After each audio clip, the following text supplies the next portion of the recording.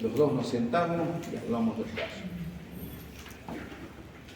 Me llamaron por teléfono cuando yo ya estaba fuera del hospital. Lo estamos esperando afuera con un gran escándalo, decir, lo estamos esperando afuera, doctor. Y ya habíamos pasado clase. Dice, jóvenes, no los estoy tratando, no estoy enojado. Pero la puntualidad es la puntualidad. Si ustedes no comienzan a ordenar en su vida desde ahora, tal vez siempre se han manejado así. Pero la vida ya fuera en otros lugares, la puntualidad tiene mucho que ver. No hay cosa más linda que la puntualidad. Y mucha gente no se maneja así. Hasta en mi casa yo reniego, discúlpenme que les cuente esto. Vamos a cenar, papá, ya, Día de la Madre, ya, vamos a cenar. Díganme la hora. Pongan ustedes la hora. Ya, a esa hora, a esa hora. No están, me voy a ir. ¿Por qué? Porque tiene que ser así, me conocen. Una sola vez le dejé y me fui.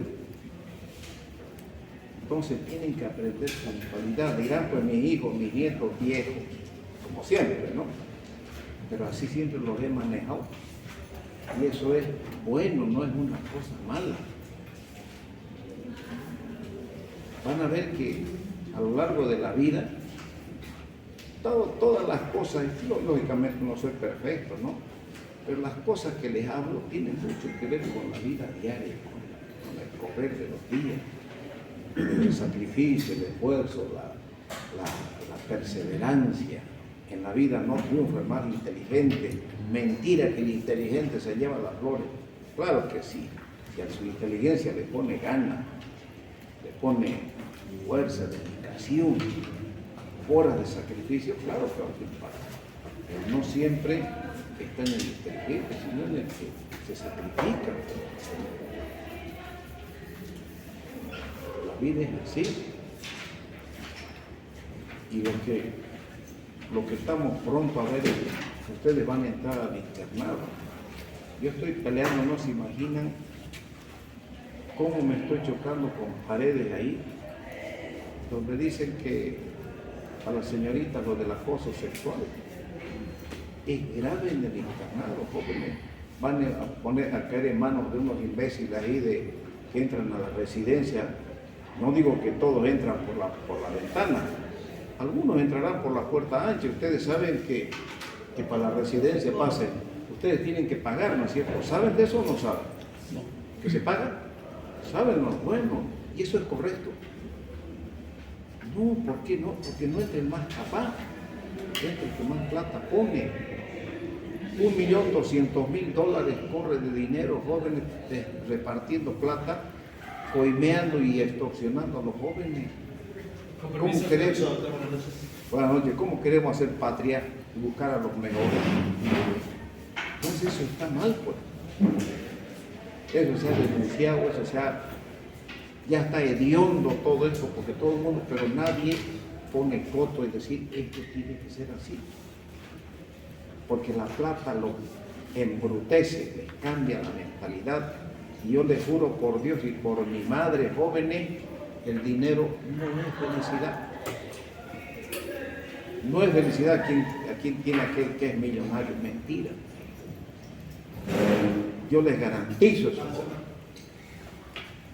Pero son jóvenes, o sea, todavía ustedes no me entienden, no me captan. Porque ustedes no han vivido lo que yo he vivido. Entonces, por eso les digo con fundamento, crean en mí, no les estoy mintiendo.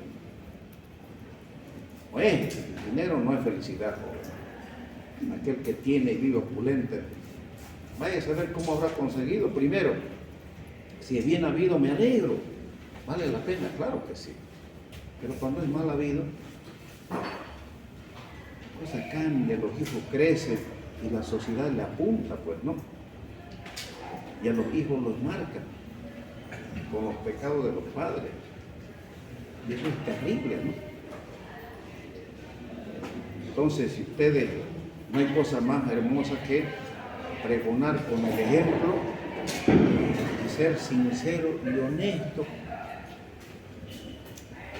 Tan lindo que es hablar la verdad. Pero a veces las cosas se tergiversan, joven. Ojalá las cosas cambien. Bueno, vamos a hablar, jóvenes, de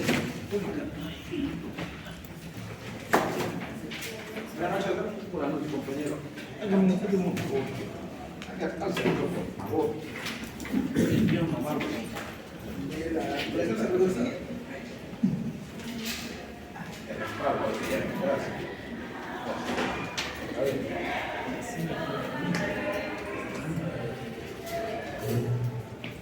Bueno, vamos a ir hablando un poco de diálisis. Ustedes saben que la diálisis, si han visto alguna vez una máquina de diálisis, da vueltas y vueltas y vueltas y vueltas y una máquina.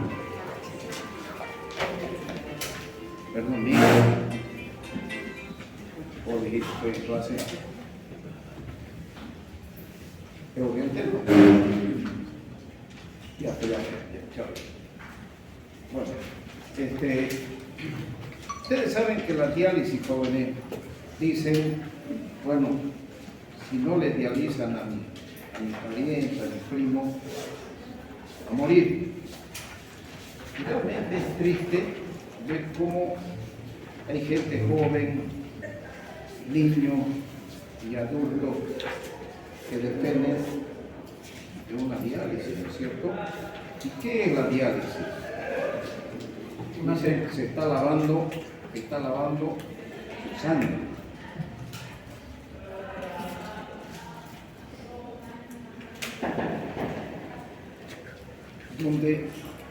Donde tanto en la máquina como en el peritoneo existen, imagínense, como unos poros, unos huequitos, ¿no? Donde todo en nuestro organismo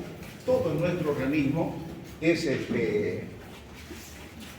una presión, nos manejamos bajo presión, ¿no es cierto? Y ustedes saben que para que haya un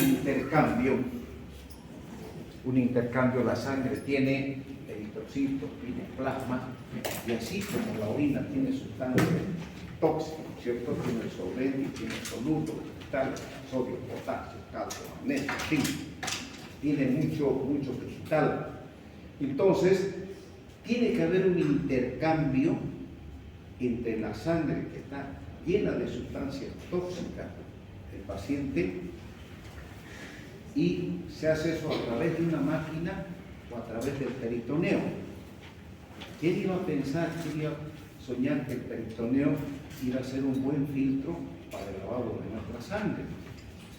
Entonces, hay un intercambio donde existe una lámina, imagínense una lámina, una tela con unos poros, donde solamente ese poro retiene los eritrocitos, pero todas las sustancias tóxicas por una gradiente de presión hidrostática y gradiente de concentración. Por ejemplo, ahorita nosotros estamos concentrados aquí en esta aula.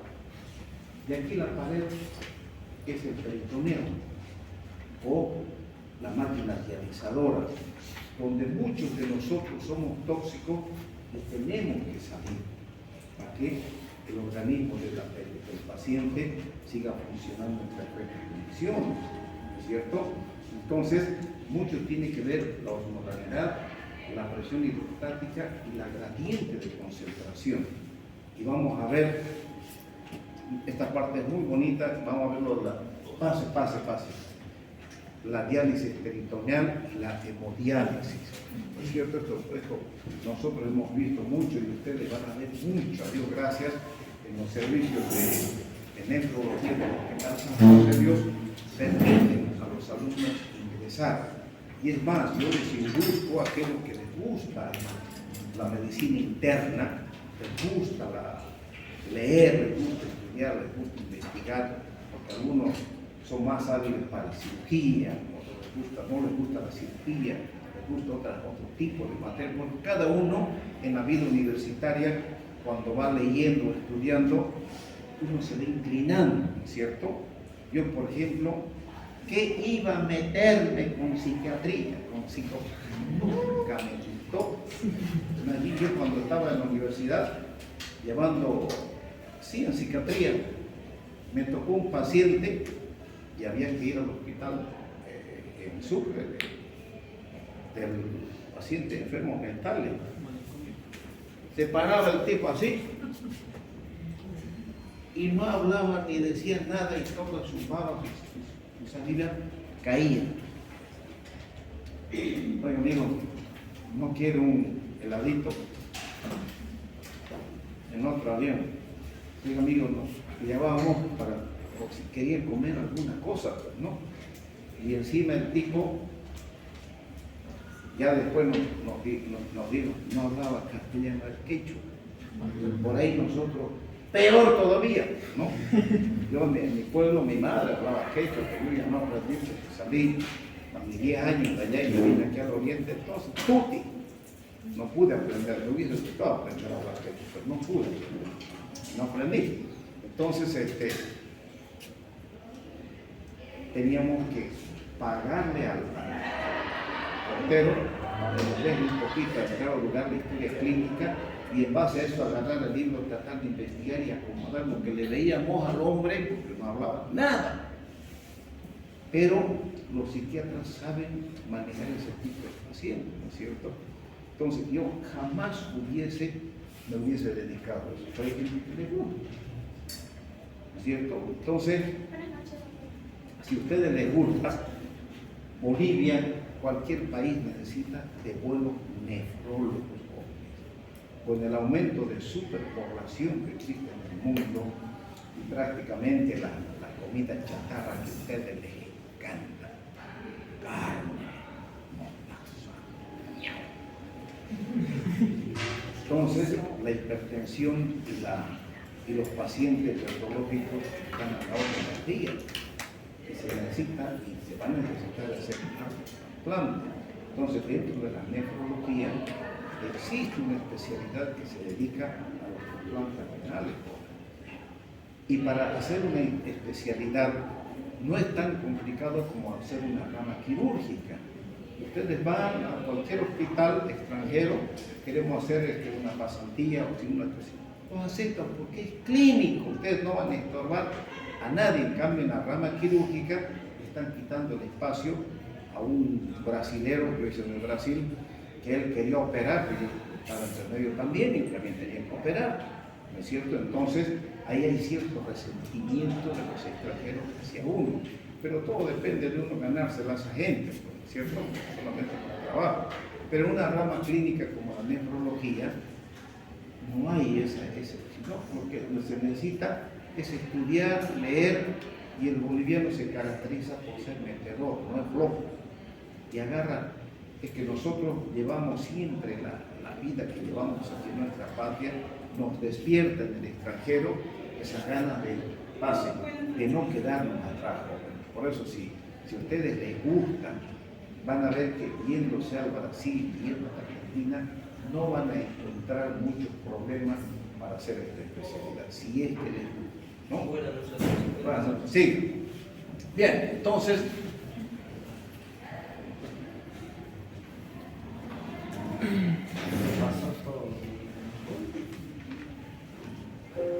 ya, la diálisis, decíamos, es el procedimiento mediante el cual ponemos en contacto la sangre del paciente con insuficiencia renal cargada de solutos urémicos a través de una membrana semipermeable natural, que es el peritoneo, o sintética, que es el dializador de la máquina, que son como uno, van a ver, conocen también ustedes el filtro de aire, ¿no es cierto? Sí. Más o menos tiene, pero son otros dispositivos, pero más o menos el mismo sistema. Con una solución predeterminada de características fisiológicas exentas de solutos urémicos, denominada solución de diálisis, o sea, la solución de diálisis pura, donde muchas sustancias de la solución de diálisis van a pasar a nuestro organismo para purificar nuestra sangre. y muchas sustancias tóxicas de nuestra sangre van a ir a esta solución de diálisis para sacar todo lo que es tóxico. Tipo de diálisis, saben que hay la peritoneal y la hemodiálisis. Aquí está el peritoneo y la hemodiálisis. Nosotros nos hicimos Tiluchi para colocar este famoso catéter etérico, pase buenas noches, y para hacer la fístula arteriovenosa. Esto lo hacíamos nosotros allá en el Servicio de Urología en San Pablo, y es una cirugía bonita. La verdad que sabiendo de hacer acá nunca me pidieron hacer. Me ofrecía, no, eso queda en manos del nefrólogo o del cirujano que trabaja con el nefrólogo. Oiga, pero si yo soy cirujano, y bueno, por último me cansé y bueno, si no quieren que haga, no hago. Y esto pasó a manos del cirujano vascular. Como hay cirujanos vasculares, entonces ni pensar que el urólogo que yo sé hacer, bueno, hace muchos años que no hago, pero sabía hacer, porque está dentro de la especialidad de la urología. Bien, ¿cuáles son los mecanismos para el transporte de solutos? La difusión, que resulta del movimiento molecular y aleatorio de los solutos moleculares en una solución. Este movimiento espontáneo colisionará los solutos con los poros de la membrana semipermeable. Aquí está. Esta es la membrana semipermeable, donde estas sustancias permite que pase. Todo depende de la presión que exista acá y de la presión que exista en este otro lado, ¿cierto? Pero muchas sustancias quedan, por ejemplo, los eritrocitos quedan en este lado de la membrana porque son poros pequeños que dejan pasar solamente la sustancia tóxica. Este transporte pasivo de solutos a través de la membrana semipermeable y la cantidad de solutos que pueden atravesar la membrana semipermeable depende de tres factores: el peso molecular del soluto, la gradiente de concentración y la permeabilidad de la membrana. Facilito, pero esto sí lo tienen que saber.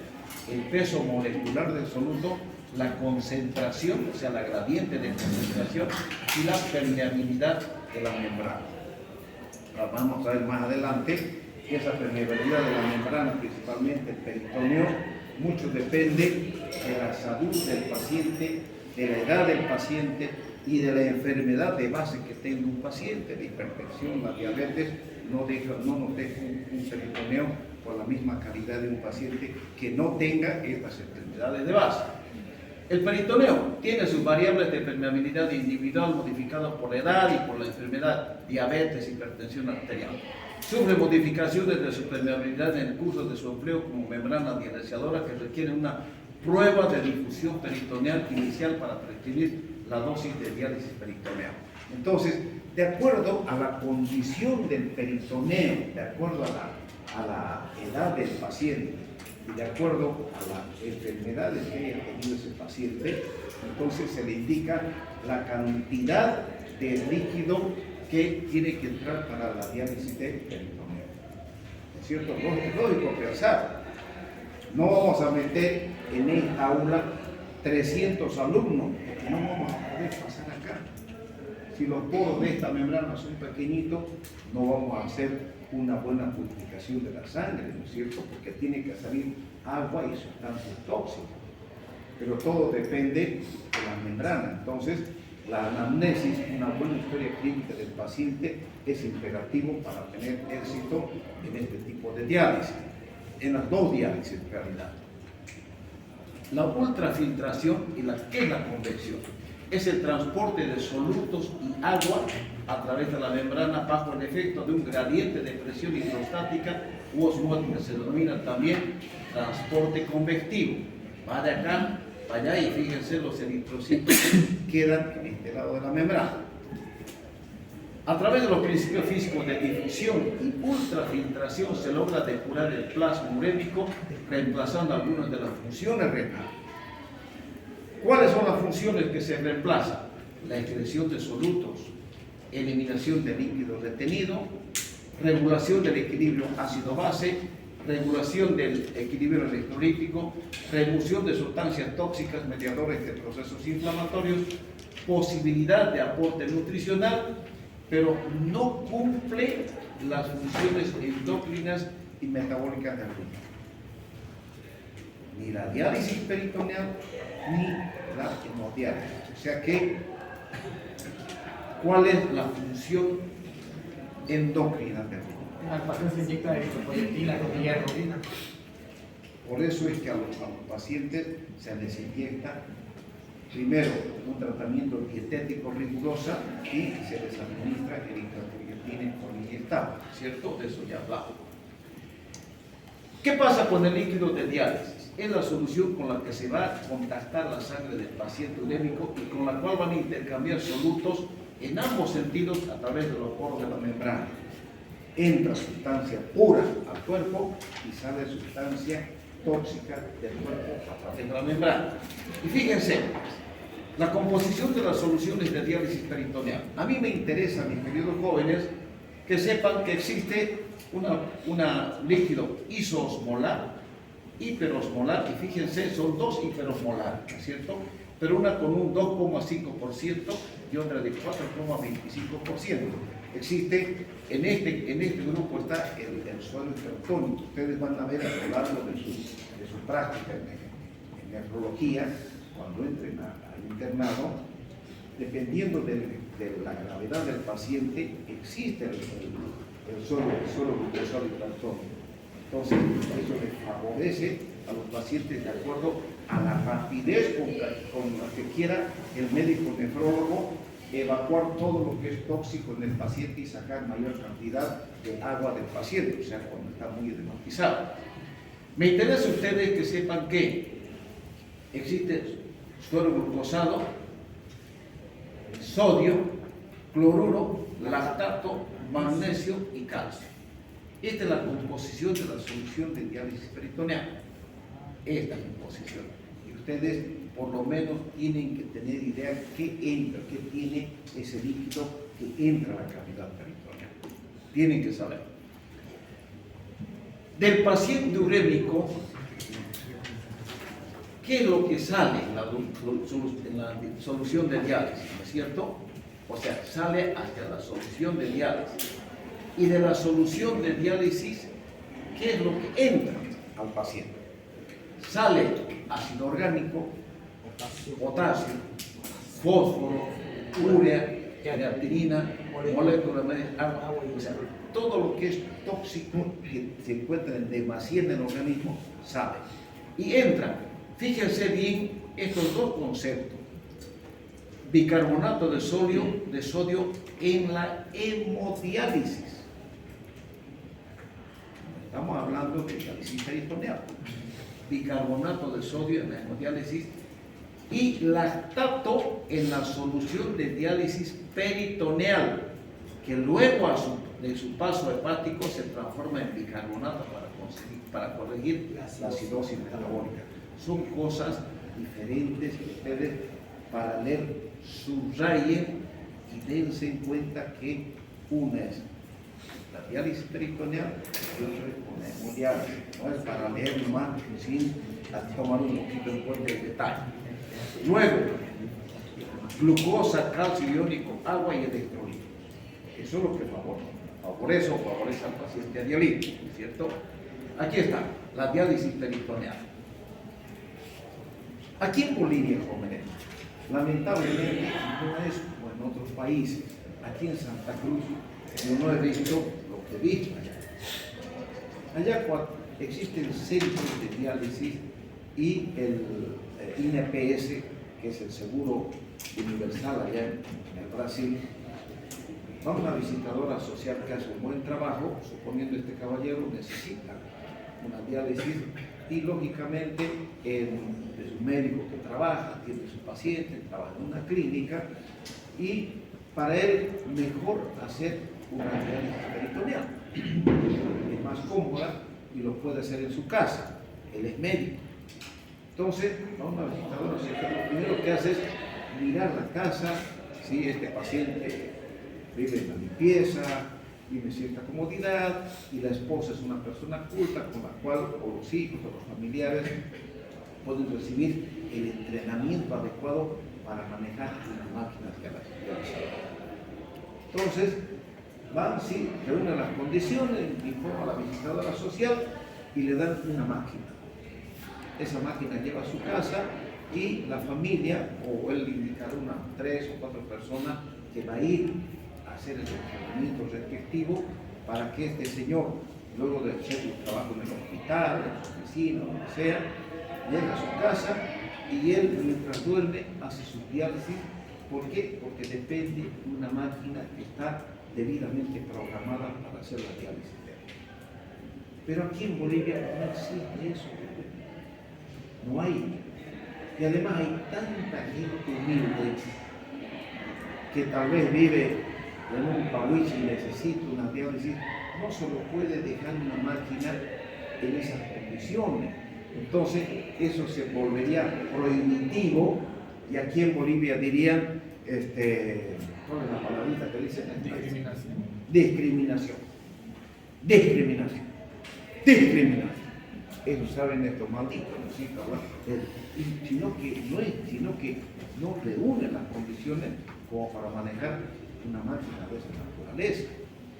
Y además nadie tiene la culpa que el nivel cultural de esa persona no sea el adecuado como para que haga un buen entrenamiento de esto, porque tiene que saber, no es nomás a cualquier persona que va a enchufar, no es así, ¿me entiendes?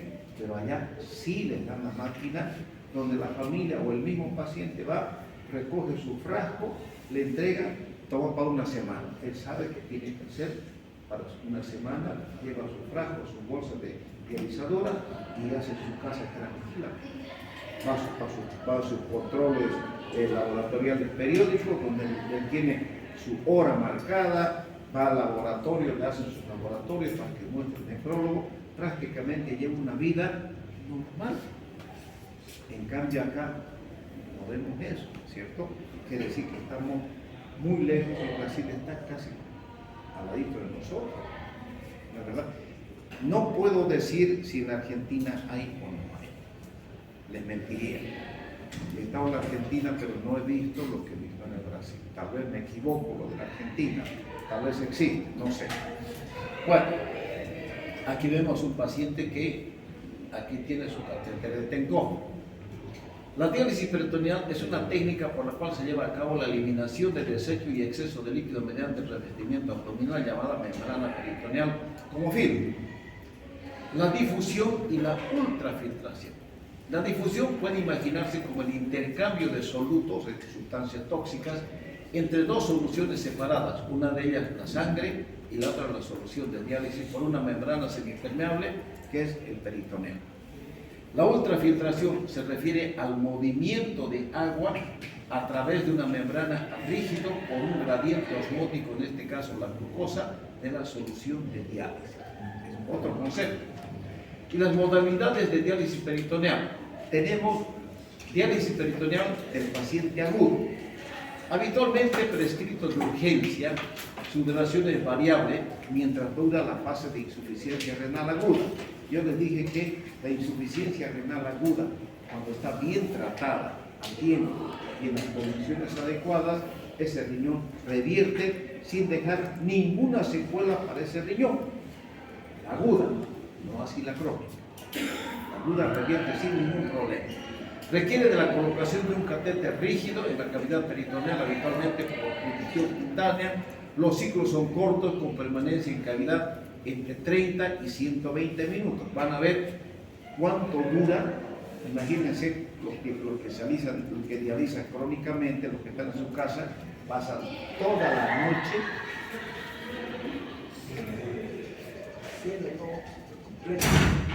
pasan toda la noche dializando. No son solamente como acá 30 o 120 minutos hasta que regresiona o normaliza la insuficiencia renal aguda, que ahí se suspende el proceso de diálisis, ¿cierto? Habitualmente la concentración de glucosa en el dializado depende del estado de la volemia. Así, en el edema agudo del pulmón se emplearán concentraciones de glucosa elevada, que les decía, hay hiperosmolar ¿no es cierto? Y 2 molar. Entonces, y dependiendo de la glucosa hipertónica es la que mejor favorece, les decía, para sacar líquidos del paciente en pacientes agudos. ¿Ya? Entonces, hablamos de esta glucosa hipertónica, con permanencias cortas para lograr mayor ultrafiltración de agua y salir del cuadro de hipervolemia. El estado de uremia requerirá permanencias mayores de 4 horas y emplear volúmenes mayores a 2000 ml y concentración isotónica del 1,5%. La diálisis peritoneal crónica, la otra era la aguda, continúa siendo ambulatoria. O sea, es una diálisis continua, pero en forma ambulatoria. El paciente dializa en forma permanente, se efectúan 4 a 5 cambios durante las 24 horas del día. Con una permanencia de líquidos de diálisis, tomen en cuenta esto, en peritoneo entre 4 a 8 horas, desarrolla su vida regular y durante la noche con el peritoneo lleno de líquido de diálisis.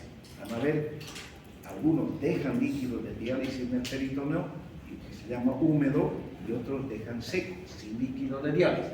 Se trata de una diálisis confortable efectuada por el propio paciente en su domicilio o por algún miembro de la familia luego de completar un exhaustivo entrenamiento técnico previa colocación programada del catéter definitivo en la cavidad abdominal.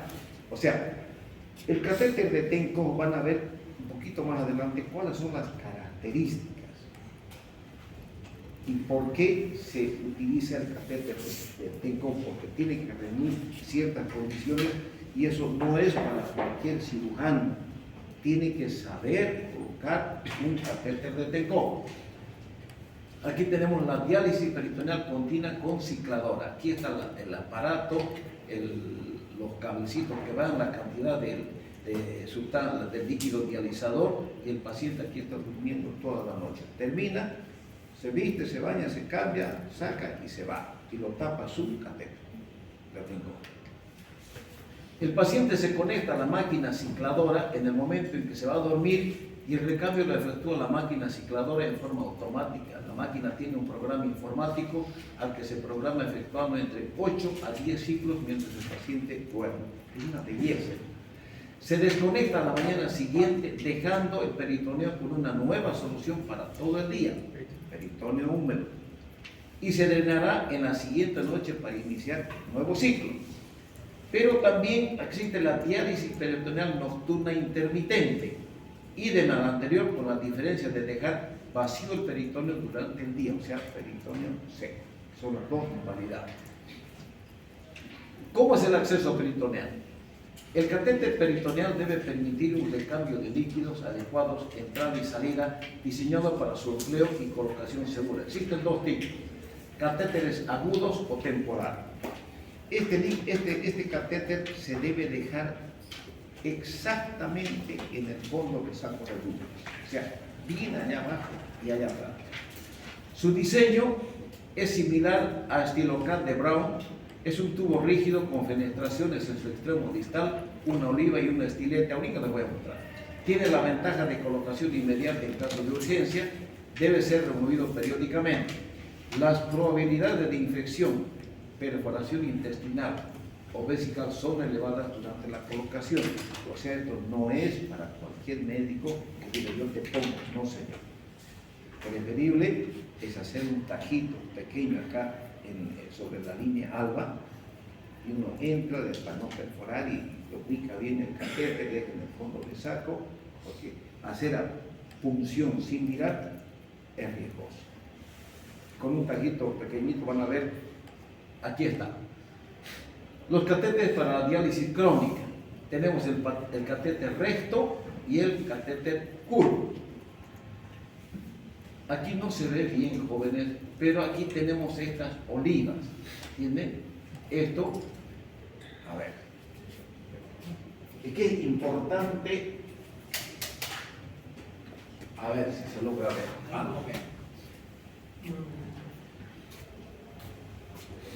Aquí está la piel, aquí está el catéter fuera, ¿no es cierto? Aquí está la piel y aquí tenemos una oliva que se conecta o se pone en el tejido celular subcutáneo. Entonces, esta oliva tiene un cierto compuesto, una condición para que se fibrose hacia el tejido celular subcutáneo. Y aquí tiene otra oliva. Entonces, esta oliva va a estar, aquí está la aponeurosis entre el peritoneo y la aponeurosis. O sea, son dos olivas que van a conseguir por fibrosis la fijación del catéter de Tetenkov para que eviten que se entre esto para adentro o se mueva para afuera por la fibrosis que se produce en estas dos olivas. ¿Me entienden, no es cierto? Tanto en el recto como en el puro.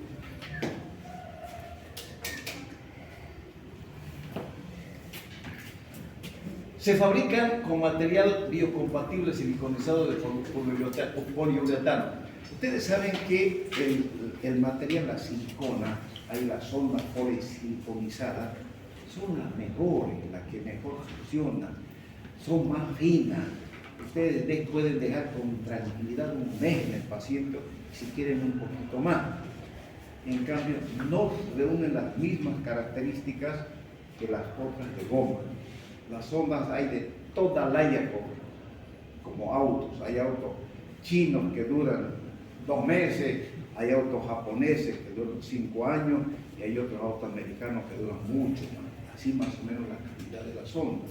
Uno que maneja tantas ondas, sabemos cuál es la que sirve y cuál es la que no sirve, cuál es la que nos va a dar problemas. Entonces, aquí está el catéter, el prototipo es el catéter de Tetenkov. Esto tienen que sabérselo.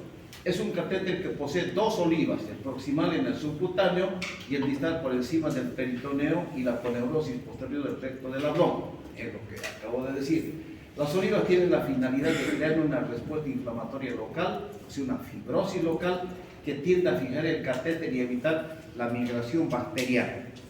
No entran bacterias ni se mueve el catéter, ni para adentro ni para afuera. Tiene sus variantes en forma y diseño en el extremo distal. Hay recto, espiral, cuello de cisne, colita de cerdo, no es calita, es colita de cerdo, es como el doble J más o menos. Complicaciones del procedimiento. Si está mal puesto, ¿qué puede pasar? Una distensión abdominal, puede ocasionar una hipotensión arterial, puede ser una hiperglicemia, una hiponatremia, una hipoalbuminemia y por último una peritonitis que en esas condiciones al paciente hasta ahí llegó. Vamos a hablar de la hemodiálisis. La hemodiálisis es el proceso de depuración sanguínea empleando membranas semipermeables dispuestas en capilares denominados dializadores. Los dializadores están en la máquina dializadora. Pero hablando de esto, jóvenes, antes había pocas máquinas dializadoras, porque había menos gente, menos enfermos renales. Y si algún enfermo renal caía y no tenía seguro y no tenía plata, se moría. Facilito morirse. En cambio ahora ya no. ¿Por qué? Porque el gobierno tiene una política de asistencia a los pacientes de una atención gratuita para la diálisis, aunque no todos cumplen, ¿no es cierto? Pero qué terrible es ver a estos pacientes. Yo ahí tengo en mi casa, a media cuadra, un centro de diálisis. Estos centros de diálisis son particulares, que venden sus servicios al gobierno. Si depende, ustedes saben que aquí los de segundo nivel de manos de la alcaldía y nosotros estamos en manos de la prefectura, los de tercer nivel es japonés. Entonces, los centros de diálisis dependen de la gobernación y algunos de la alcaldía, donde mucha gente ha hecho plata invirtiendo en eso y negociando porque es plata lo que se mueve, ¿no es cierto? Los pacientes no pagan, pero sufren el viacrucis. ¿Por qué? Porque desde las 4:30, 5 de la mañana comienzan a llegar los taxis con los pacientes sentaditos ahí esperando su hora de diálisis. Todo el día esas máquinas trabajan y existen errores, o las que manejan son personas humanas, ¿no es cierto? Algunas son tiluchi para manejar la máquina, otras no tienen el debido entrenamiento, no tienen suficiente entrenamiento para manejar, y ahí vienen las complicaciones que sufren los pacientes. Un error, como ya se dio en ese centro, se llevó por delante varios a las universidades brasileñas, a la ciudad de los pés juntos, a la ciudad de los pies juntos. Se murieron. Hicieron los reclamos respectivos y bueno, todo queda en la nebulosa. ¿Por qué? Porque las mismas autoridades saben el negocio que hay y son socios de estos centros de diálisis, así de clarito. No serán todos, sí, pero una parte sí. Ya. Entonces, los dializadores están adaptados a un equipo de circulación extracorpórea a través de la cual se hace circular la sangre, atravesando filtros capilares especiales con permeabilidad variable. Aquí está el control de la presión venosa, la trampa de burbuja, campo del sistema de detección de aire. Aquí está prácticamente el aparato del paciente. Aquí está este es el dializador. Lo que vean acá es más o menos como un filtro de aire, han visto, de la movilidad, ¿no es cierto? Pero aquí están los dializadores. Esto es el detector de la presión del dializado en una máquina. Esta es la bomba de heparina para evitar la coagulación, ¿no es cierto? Y aquí está la bomba de sangre. Entonces, en esto consiste la máquina dializadora. ¿Cuántas modalidades de hemodiálisis tenemos? 3. Hemodiálisis convencional, la hemofiltración y la hemodiafiltración. La convencional consiste en la difusión más la ultrafiltración necesaria para eliminar la sobrecarga hídrica. No precisa líquido de reposición. La hemofiltración se basa en convección pura, extracción de volumen de líquido mayor a 20 litros por cada sesión, que es reemplazado por un líquido libre de toxinas urémicas, o sea, el intercambio que deja sustancias para dializar en el abdomen, ¿no es cierto? O en el cuerpo. No usa líquido de diálisis, no hay difusión. Y la hemodiafiltración es la difusión más la convección con dializado y líquido de reposición. Estas máquinas jóvenes, dice pues que si el filtro se tiene que esterilizar, ¿no es cierto? Para que si la dializan esta señorita y luego te toca a vos, tienen que esterilizarla. ¿Por qué? Porque cualquier cosa que ella tenga, si no está estéril y no hay los filtros, si ella tiene SIDA o hepatitis, que es frecuente en estas patologías, te va a pasar a vos, ¿no es cierto? Entonces, jóvenes, eso. Y dicen que, no sé, yo no he visto, pero dicen que cuando faltan filtros, las enfermeras trabajan para esterilizar y tratar de purificar lo más que pueden. ¿Qué es lo correcto? Que un filtro sea para ella, se bota, otro filtro para ella, eso es lo correcto. No reutilizar. ¿Se dan cuenta, cierto? ¿Hasta qué punto será el trabajo excelente que hacen? No lo sé, joven. Sería hablar de más porque yo no estoy metido en estas cosas, ¿ya?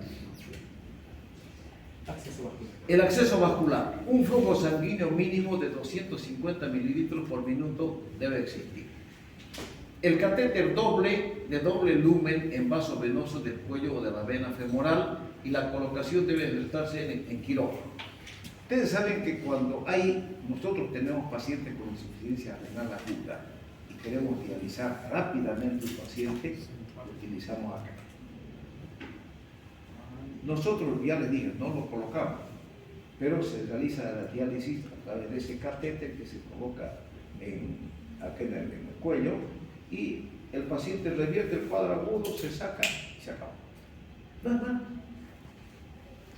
Son para realizar las diálisis en el hospital. Esto lógicamente se pone en quirófano.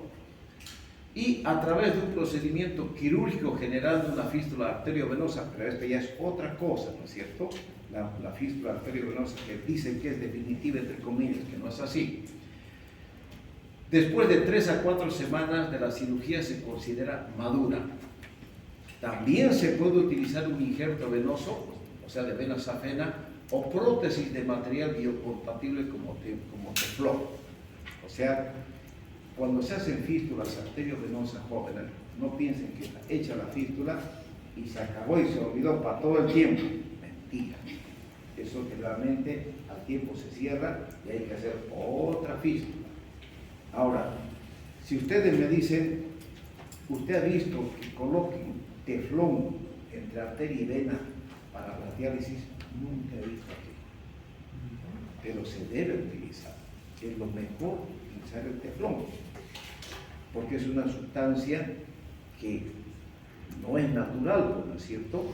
Y realiza mejor trabajo y dura mucho más que la fístula arteriovenosa, que no es difícil, claro que no es difícil realizar una fístula, pero el teflón sería lo ideal.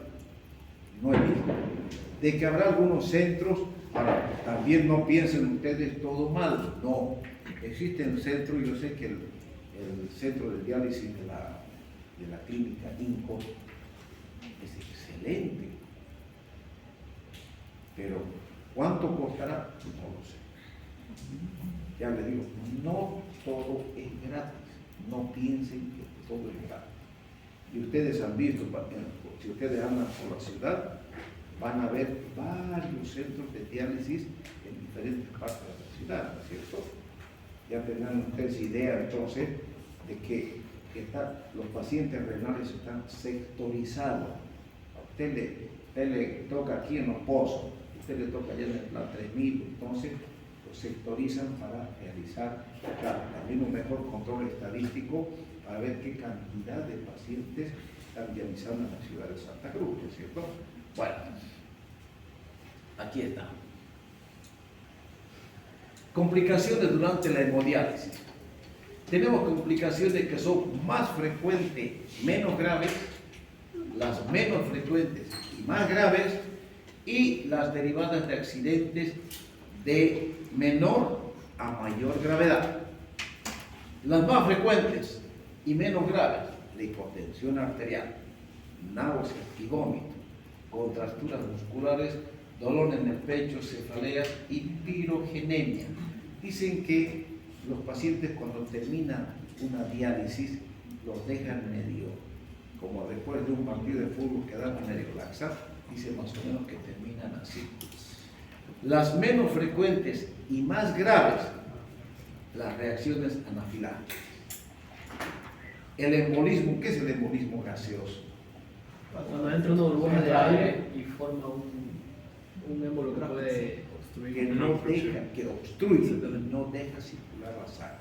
Esa es una complicación gravísima donde hay que manejar máquinas de presión para trasladar o hacer que circule, entre comillas, esa burbuja de aire, ¿no es cierto?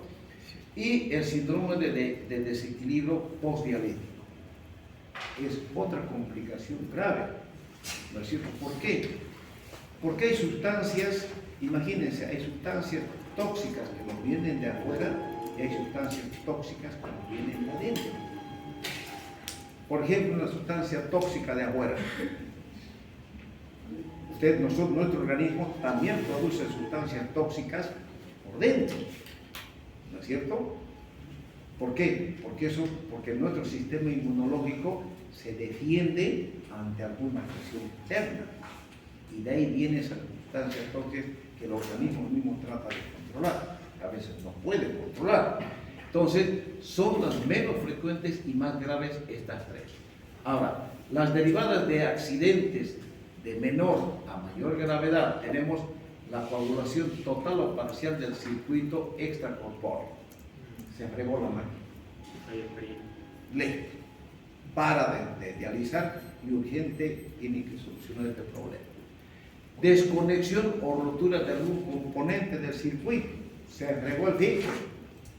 Hay que parar la máquina y cambiar el filtro para que que sigue el proceso de diálisis. Hemólisis o mal funcionamiento del calentador del líquido dializador. Y por último, ruptura del filtro. Son complicaciones de menor a mayor gravedad en la máquina dializadora. Lógicamente, hablarle de esto, cómo se repara, ni pensar ni idea. Solamente sé que ahora en el Hospital San Juan de Dios, a Dios gracias, existe. De Estados Unidos mandan, hacen donaciones de filtros. Y en el Hospital San Juan de Dios, lógicamente, como es el hospital más notorio de Santa Cruz, fundamentalmente con el japonés, se benefician de estas donaciones, porque es un hospital público, donde existen monjas que manejan debidamente todas estas donaciones.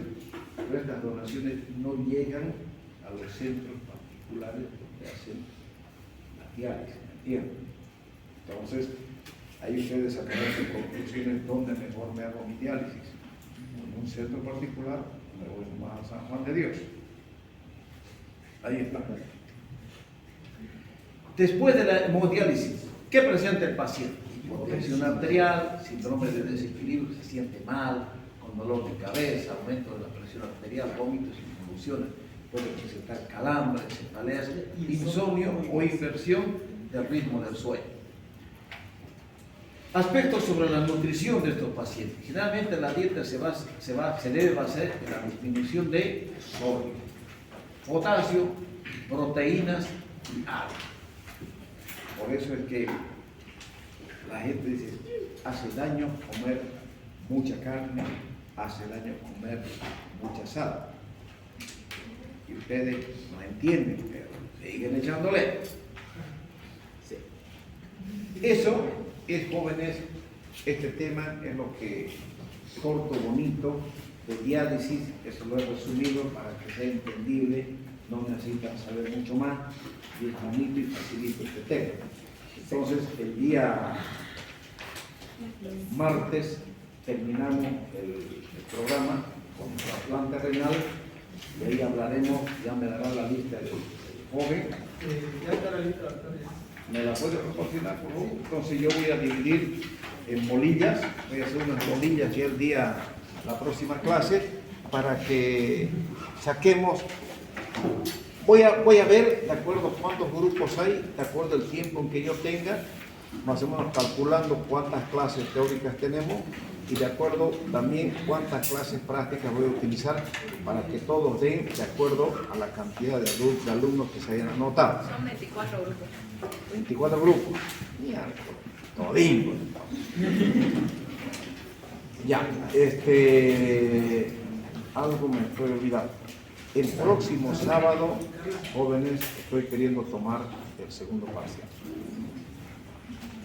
Sí, porque ya, jóvenes, el 3 de junio, chao. Ya ustedes se irán, no sé si se van con Papito Gandarilla o con Papito Toledo. Se van con Gandarillita. Se van con Gandarilla y bueno, entonces tenemos que prepárense, estudien, dedíquense jóvenes y ojalá que les vaya bien en esto de vejiga neurogénica. Si ustedes han visto ya el libro, lean de Smith, no lean de otro libro, lean de Smith. ¿Por qué? Porque está ordenadito, está bonito y no se van a complicar la vida. Háganse un buen resumen y de eso estudien. Ya les digo, no van a dar el tema in extenso, todo, pero sí va a ser, comience, sigue y sigue y sigue. Y tienen, lo que les toca hablar, tienen que saber. ¿Listo? ¿Listo, jóvenes? Hoy día es jueves. El cuerpo lo sabe. ¿Todos están listos?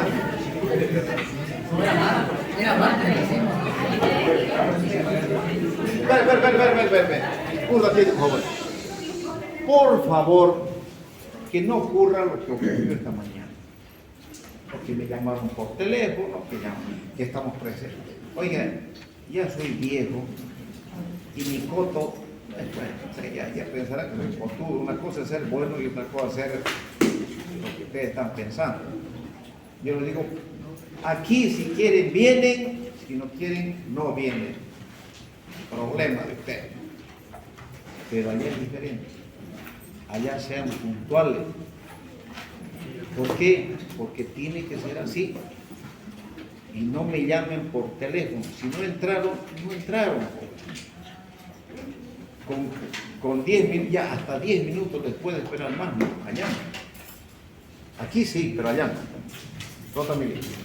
Estos jóvenes, váyanse que les vaya bien.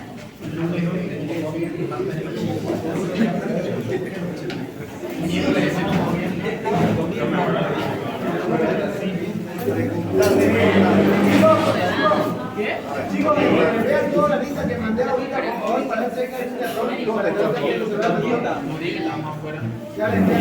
Espera un ratito, ¿dónde está el joven? A ver.